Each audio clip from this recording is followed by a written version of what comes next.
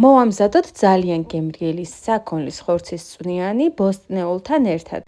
ჩემს ინსტაგრამზე ძალიან ბევრი წვნიანის ვიდეო რეცეპტი დევს, ამიტომ გამოიწერეთ, რომ გაიმარტივოთ ყოველდღიური ცხოვრება და არ იფიქროთ იმაზე, თუ რა მოვამზადოთ.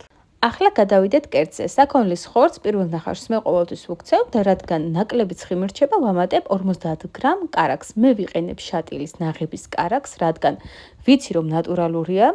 და ვშუშავ წვრილად დაჭრილ ხავხთან ერთად დაფნის ფოთლებთან, ეგრეთ წოდებულ სამწნილე წიწაკასთან და წითელ ტკბილ წიწაკასთან ერთად. დავამატე სანელებლები, უცხო სუნელი, ქინძი და ხორცის საკმაზი, მოვშუშე 2-3 წუთი, შემდეგ დავამატე წვრილად დაჭრილი პომიდორი და სტაფილო, კარგად რომ მოიშუშა, გადავწყვიტე რომ დამემატებინა პაპრიკაც, რადგან ძალიან ხასხასა და ლამაზი ფერი მიცემს. დავასხამთ წყალს და ველოდებით ხორცის ნაწილობრივ მოხარშვას.